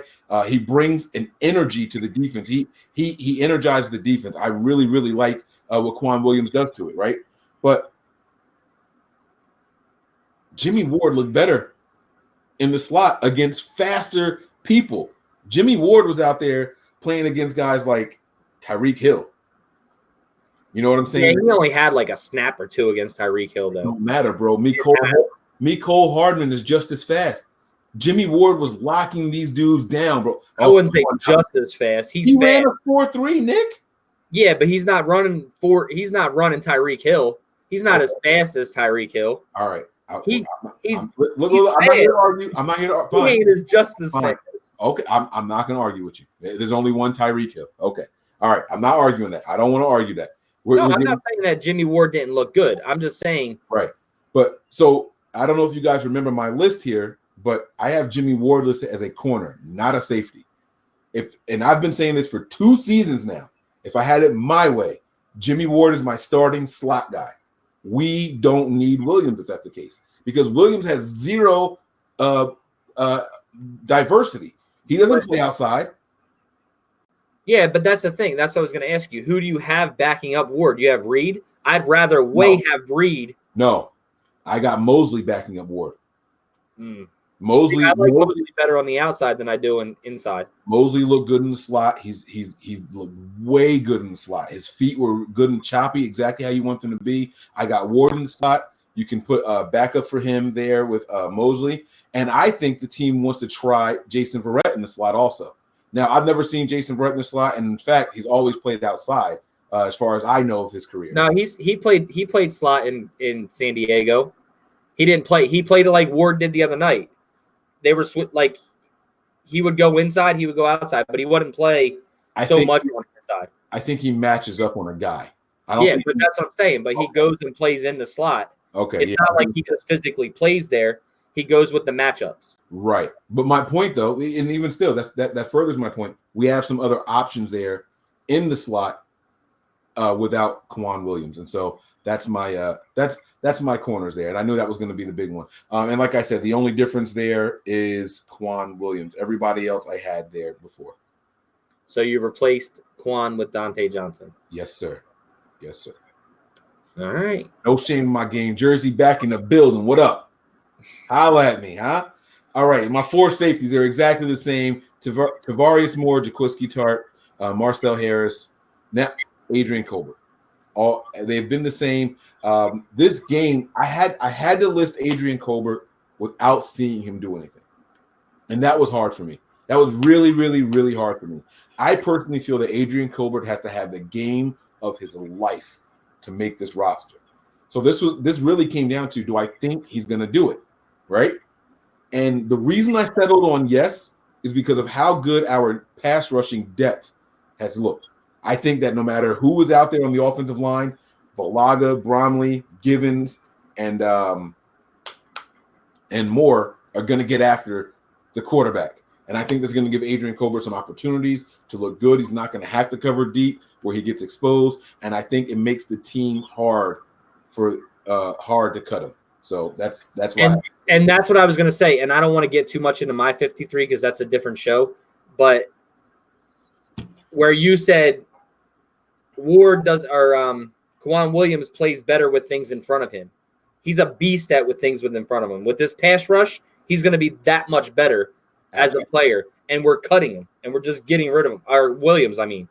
So that's where – that's probably going to be a change on mine, but you guys will see that. But that's what I was going to say to you earlier is that only benefits the way Williams plays is the pass rush. Because things are going to be in front of him. No, you're 100% right in that, So there's a lot of guys who are going to improve from the play being in front of them and not getting too far deep and things like that. Oh, the whole secondary should. Yeah, Jaquiski Tartt is going to have an amazing year. Jaquiski Tartt is going to look like an all-pro if he stays healthy this year. To be honest with you, the only one I'm really worried about is Spoon. Yeah, it's got to be Spoon. He's got to be the one that plays off so much. That's his biggest problem. Yep. People don't understand. They all say he's trash or this or that. It's just because he plays off. That's why he gives up those 8-yard catches or 6 or 5, whatever it is, because he's playing back. He doesn't want to get burnt, which I don't like. I want to see him play more press or man, like up. But he plays like that with guys he knows are faster than him. That play that he gave up the 8 yards, who was he covering? Hill. Tyreek Hill. Yeah, exactly. Because you're not gonna press him. Because if you press Hill and he shakes you, he's gone. It's to the house, and Mahomes is looking for him. I know that's what I'm saying. But that's the mob mentality I was talking about. They don't try to justify why a player is doing that. Give Tyreek Hill 7-8 yard catches all day long. What you don't do is give him the big one. Yeah, but those 7-8 yard catches too are chain movers. They are. But you're not going to stop him completely. You know what I'm saying? You can't risk jamming him at the line if you're not comfortable with your technique, especially. You can't risk jamming him at the line and giving up the big play. Right, but that's where I'm saying, like, Joe Woods is here. Why is he not comfortable with his technique? And that's what I'm wondering. I want to know if his coaching. Like, why is it like we're all talking about how all these other guys got better with Dante Johnson and coaching when Witherspoon is like on an island by himself? Because Dante Johnson is naturally a more physical corner than Witherspoon. What was Witherspoon's not coming out of college? It was the physicality. Right. It's always been his thing. He's got to develop those things. It's going to come with time. It'll happen. He's got to develop it. Some guys are more comfortable with press. You know what I mean? Absolutely. And absolutely. Some guys just aren't. So I'm just saying, like, I would like to see him get better at that because that is one of his downfalls. Because you could line up a Tyreek Hill on him. I mean, I think he gave up 3 or 4 first downs to Tyreek Hill that game where he was playing off, and they're just chain movers. They're going to march right down the field on him. Oh yeah. Absolutely. And I have no excuse for it except I'd rather see that than give up the big play. If he gave up a touchdown pass, I mean, we're killing him no matter what he does, right? He's going to get killed. And I'm okay with that, right? But at some point, if it was a real game, they're going to start doubling. They're going to start sending help to his side, right? So you got to remember that it's preseason, and you have to understand that he is testing out his own technique as well. We're sending Solomon over there, bro. All right, we moving on, bro. Let's get to these defensive linemen since you want to talk about Solomon. Let's get to these defensive linemen. Here's one surprise here, guys, for the defensive linemen. There's 9 of them, and I do not have Solomon Thomas making it. I'm kidding. He is Solomon Thomas is making the roster. On the last one that I did, I had 9 defensive linemen, but there's a different name in here as well. Okay, so I had Armstead. I have Armstead, Eric Armstead, Ronald Blair, Nick Bosa, DeForest Buckner, Sheldon Day, D Ford. I have DJ Jones, DeMontre Moore, and Solomon Thomas. All right. You guys know I've been really, really, really hard on Solomon Thomas his first 2 seasons here. That boy is playing a different level of football this offseason. Now, I don't know if it's because of who he's playing against and all that. I'm not that guy. My thing is you only play the person in front of you. That's it. You don't get to pick your opponent in games. Solomon Thomas is playing a different type of football this offseason, and I am here for it. I am his biggest doubter. You know, everyone talking about, oh, his mind is right. He's going to come back. He's going to play better. Da, da, da. I was like, and I said it straight up. I don't believe we're going to see a difference. I hope he's better mentally. I hope he's healthier mentally. But I don't think we're going to physically see a difference in play. So far, he's been proving me wrong. It's a crow, and I'm happy to eat it. I love what I'm seeing from Solomon Thomas right now. That play that Patrick Mahomes had, it was 3rd and like 18 or some shit like that, right? And Patrick Mahomes with the break towards Solomon Thomas' side. Thomas pushed off of his lineman and he bounced back enough. He wasn't going to get Patrick Mahomes, but it was enough to set the edge, and he forced Mahomes back into the pocket, and he had to scramble up the middle where Jimmy Ward eventually brought him down. The old Thomas ain't making that play. He didn't get the tackle. He didn't get a pressure, anything like that. It was all effort and assignment type play. I loved what I saw there. The difference on this one between the last one is that I had Kentavious Street making it. I swapped him out for my guy, Demontre Moore. Demontre Moore has been playing his ass off, guys. It's pretty simple. He's been playing his ass off, and simply put, he's been our best pass rusher all preseason. There's no way he doesn't make this roster. If he doesn't make this roster, politics got involved. That's my personal opinion. The only thing that I would ask you about this is why Jones end day? So you have to get the 53. You have to. And I went through this a couple of times, and I was trying to figure out what guys could possibly go to the edge and inside, or do you want to have guys just focus on their craft, right? I'm a focus on their craft type of guy. I don't want Solomon Thomas moving inside and outside. Get a spot, perfect that. Demontre Moore, get a spot, perfect that. Eric Armstead is going to benefit the most from getting a spot and perfecting it. He's been moved around so much that he's not good or great at anything. You know what I'm saying? He's just average. There's certain times against the run, depending on where he lines up, he can play it really well. And so I get guys like Jones and Day to give us some more depth on the inside, because it's not just a matter of who's ever playing next to Buckner. Buckner's going to need the rest also. There's going to be times where you have no Buckner and no Thomas on the field. So who are those guys out there? And you also got to be prepared for injury. I don't think they'll both be active on game days. It'll be one or the other. You know what I'm saying? But it's definitely someone that I want to have. I want to have those guys here. Yeah, and I'm not against it. I was just kind of interested to see why you had Jones end day. That's all. Just no, it's all good. To hear your explanation on that. All right, let's see. Moving on to the hot boys. These linebackers here. Here's a change here. I had 6 previously. I'm down to 5. I have Fred Warner, Elijah Lee, Dre Greenlaw, Juan Alexander, and Azeez Al-Shaair. I don't need to explain why any of those guys made this. We have seen it all preseason. These guys are hungry. Al-Shaair is doing it as a linebacker as well as on special teams. Alexander is bringing energy and enthusiasm that is infectious. You can feel his presence even when he's on the sideline. He's cheering on his guys like he's got pom-poms in his hands. Dre Greenlaw's look hungry. Dre Greenlaw is looking so good, he got Malcolm Smith cut early. So it's not that he's great. He's looked good. He's got his liabilities and things like that also, but he's playing well. Elijah Lee, he's going to bring you some special teams. He's going to bring you some special teams ability, and he's going to bring you some consistency as a backup out there. All right? And then Fred Warner's Fred Warner. He's got the green dot. He ain't going anywhere, okay? The guy that I did not have making it this time, believe it or not, I had Al-Shaair on my last one also. It's David Mayo. That's the difference. Everybody else is the same. I took off David Mayo. So that's that. All right. And then I was kind of interested to see why you didn't have Mark Njoku on here instead of Elijah Lee. Yeah, so I like Mark Njoku as a special teams guy, but Al-Shaair is taking his place for me. I like him on special teams. Well, I'm saying with Elijah Lee. I think Elijah Lee gives us more on the field in defense than Mark Njoku does. I think Njoku is more of a liability on defense than Lee was. Okay. So, yeah. Interesting. Mark Njoku, his play on the field was not why he was here. It was the special teams. You know what I'm saying? But now that we see Al-Shaair doing it, I'm comfortable moving on from Mark. That's And then everything else, I believe it's just the specialist, right? Yep. Robbie Gould is a kicker. No surprise there. The punter is obviously Mitch Wishnowski. Mitch the Wish. All right. Wait. The Thunder from Down Under. The Thunder. I said the Australian assassin. Yeah. You know, so we got to find a name for him anyway. And then also the long snapper. Here's the thing, right? My long snapper, because the other guy suspended, is Holba, Colin Holba.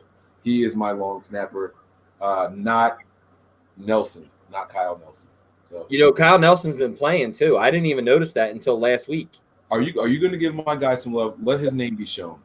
Long snappers are people too. Colin Holba, there he is, my man Holba, showing some love there, man. So, ladies and gentlemen, that is my. Let me ask you this: how does that work with a guy on the suspension list? I don't think he counts against your 53 when he's Until he activated. comes back. Right, then you got to cut somebody. They're gonna cut Holba. Because I thought they still counted. Yeah. But all right, so guys, you heard Mike's Thunder from Down Under from Mitch Wishnowski, and I said the Australian assassin. Which is it? Which one? Yeah, man. Make sure you go back, and if you're just watching this, comment on the YouTube channel. Make sure you hit I that. really like my 53, man. I like it, Nick. I do. There's a few things that I would probably change, but overall, I mean, it's definitely, you definitely explained what you were doing. You know what I mean? So, and that's what I wanted people to see is hear your explanation. It's better to do it that way instead of just looking at it on paper and saying, why did this guy cut this guy and not use this guy? Well, he gave explanations. So I'm not really saying anything bad about it. There's a few changes that I would do. But it wasn't too bad. Yeah, man. I saw someone say who are my kick returners and punt returners and all that. There's so many guys that could do it. I have faith in a lot of guys, but I'm definitely going to have Richie James on kick return. Richie James, if he's going to make this roster, it's not going to be just as a wide receiver. So I can't see that. All right, but yeah. So I do think that I think Richie James will be the kick returner. As far as punt returner goes, I'm not sure. I can't call that one. That one's really, really hard for me. That was bad for me to say when you put that up there. That was it's really hard for me to decide who was going to be the punt returner, but the kick returner for sure. Ali texted me and said that we nicknamed him the Genie. I don't remember why. When did that happen? I never heard that. The Genie, his wish is my command. All I know is my man was booming some kicks and he was pinning people inside the 5. That's what I want to see, man. That's what I want to see. West Coast wants me tag me in his 53. He wants me to tell you what he had. I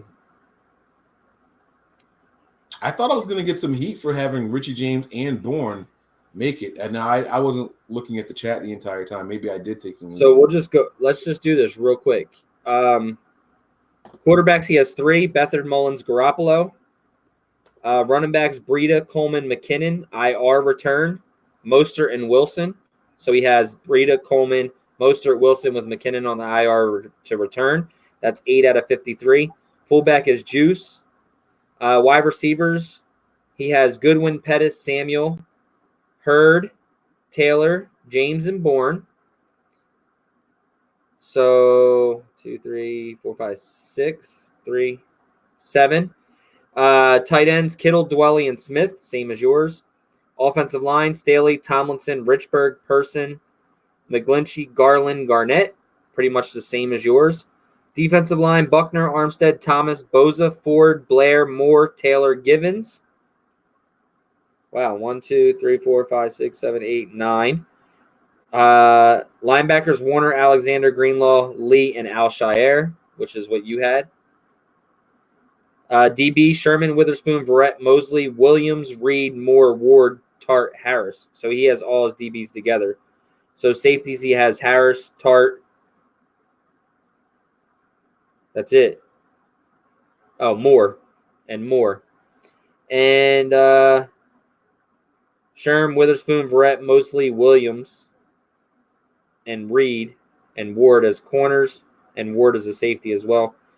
Special teams, Holba, Gold, Wisnowski. Young takes McKinnon's spot once placed on IR designated return. Obviously, I would cut Beathard, but Kyle already said we're keeping him. Thoughts on his 53. So Mike disappeared. He'll be right back. That's not bad. I mean, you got a lot that Mike had. West had a lot of things that Mike had. If you guys caught all of that. So not bad, man. Not bad. Like I said, not too shabby. He pretty much had the same things that you had, Mike. Other than so his linebackers were the same: Warner, Alexander, Greenlaw, Lee, and Al Shire. I'm getting really good with his name now. DBs, he had Sherman, Witherspoon, Verrett, Mosley, Williams, Reed, Ward, Moore, Tart, and Harris. He had all his DBs together. Did he have Colbert making it?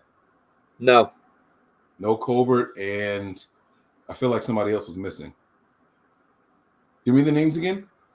All right, so I'm with DBs. Corner, Sherman, Witherspoon, Verrett, Mosley, Williams, Reed, Moore, Ward, Tart, and Harris. Okay. Oh, okay. No. Okay. So it was just Colbert. Okay. Cool. I'm not mad at that. And those are going to be the subtle differences also, and right? And then his running backs are Breida, Coleman, Mostert, Wilson. Breida, Coleman, Mostert, and Wilson. Yeah. If you don't think McKinnon's going to make it, I'm not mad at that either. He's got McKinnon on the IR, Yeah, absolutely.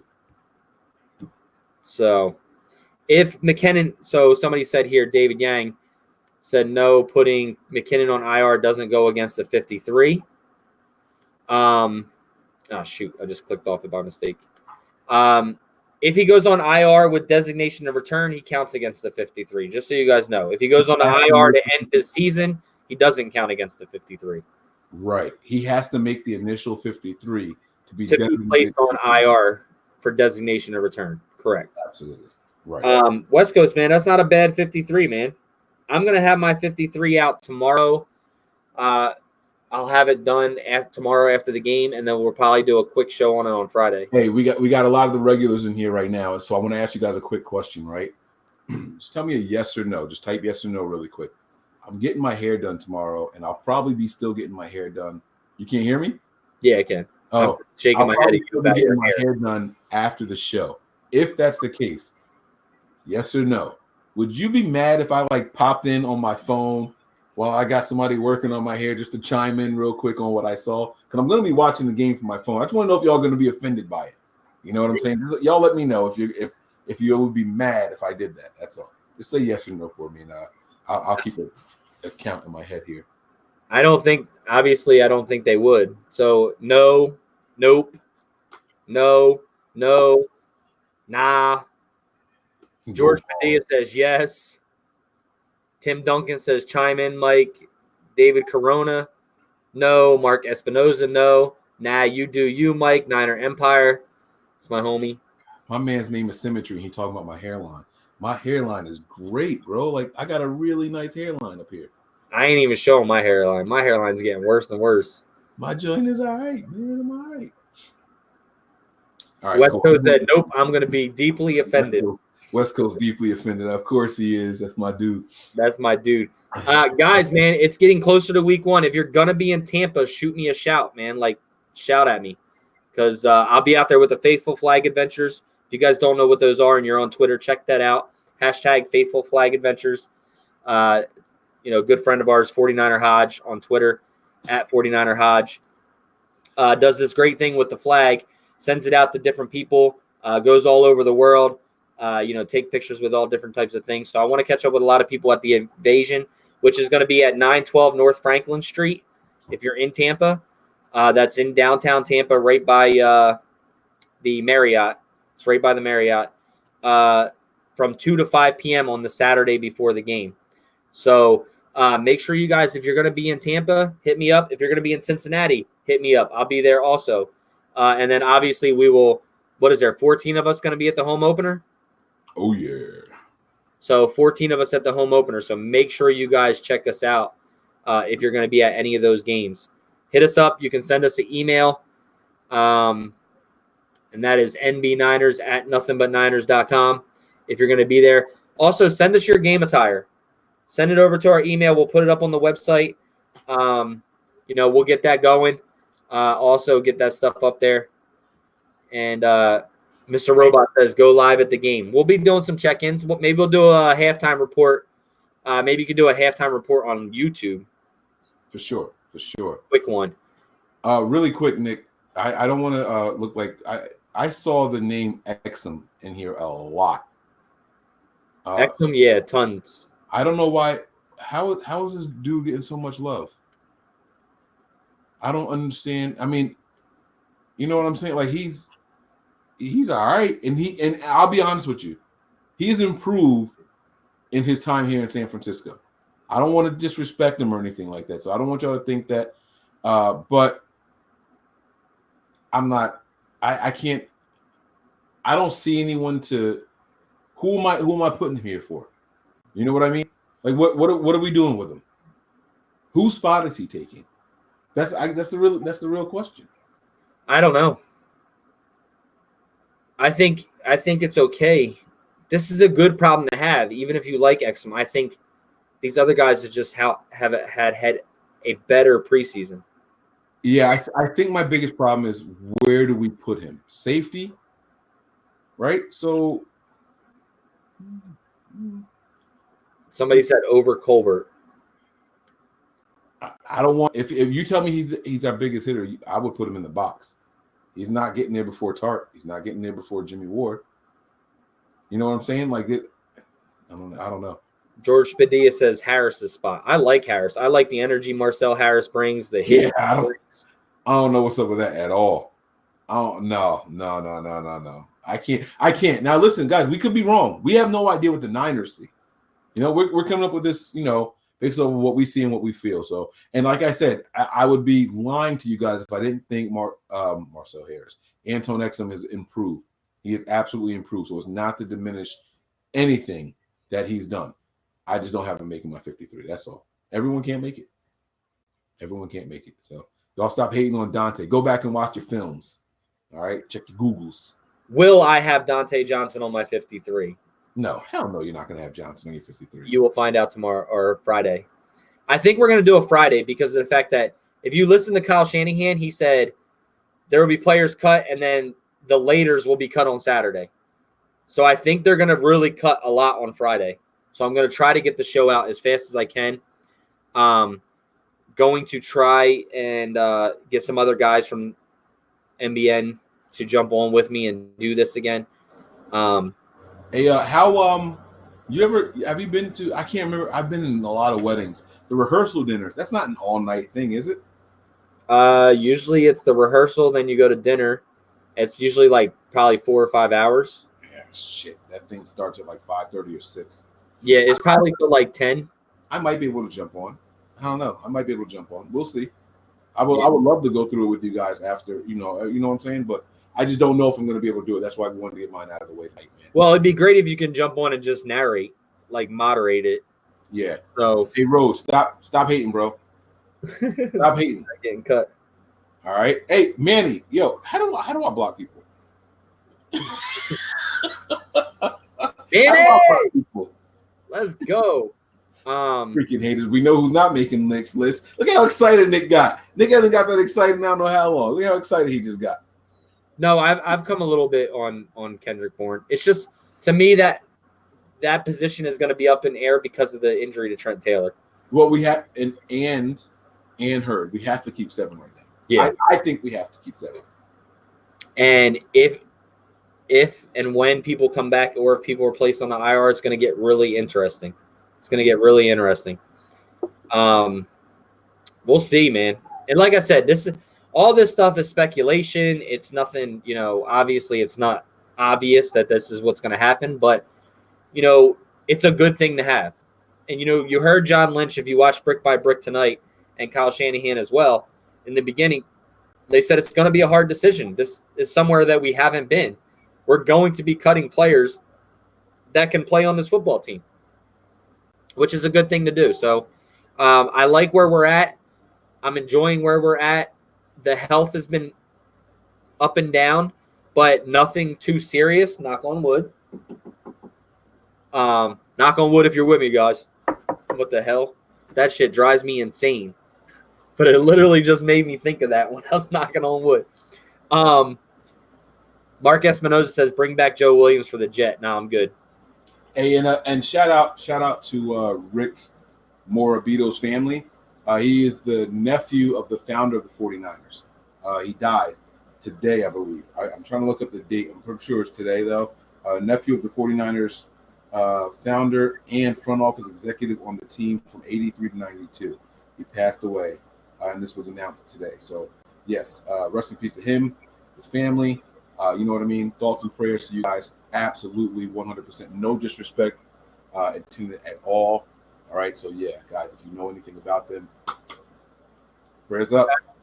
Guys, also, Rich LaFleur dropped a $5 donation. I didn't get to the comment.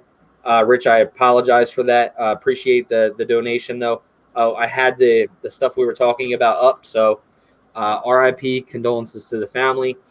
One other thing, guys, before we get out of here, make sure you guys visit MyBookie for all your sports betting. Doesn't matter who you are, where you are.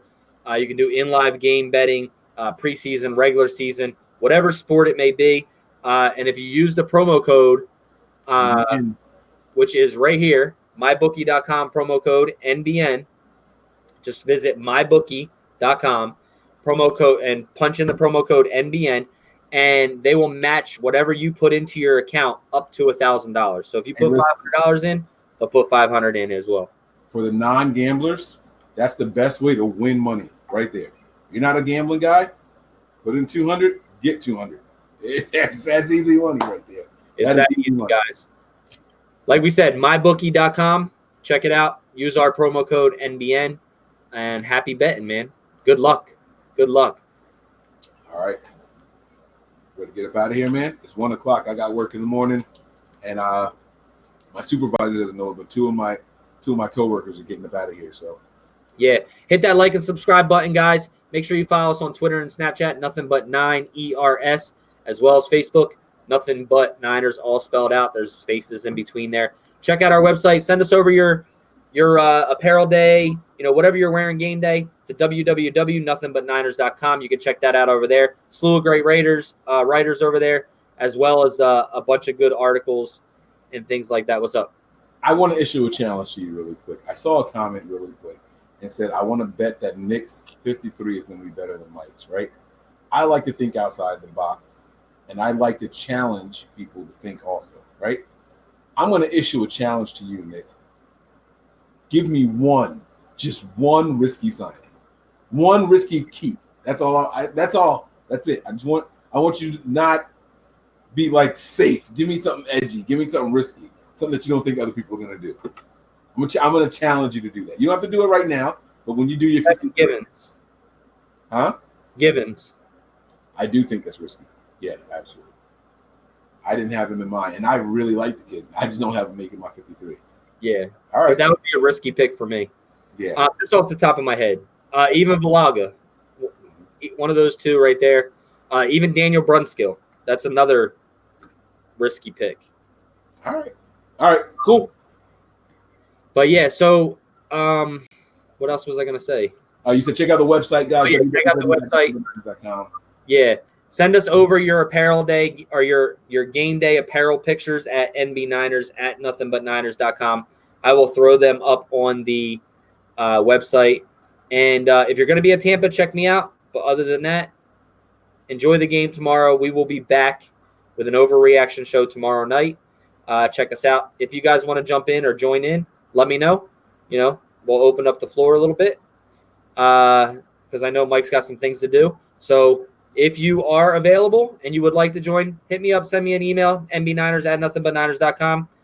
You can also send it to nick at nothingbutniners.com. Either way, hit me up on Twitter. Our Twitter handles are, check it out, 49ers Mike _NFL. for Mike. And myself is 49er Faithful 365. That is all I got. All right, guys, you know the drill. Prepare for glory. Anticipate pain. But always remain faithful. We out of here. Peace.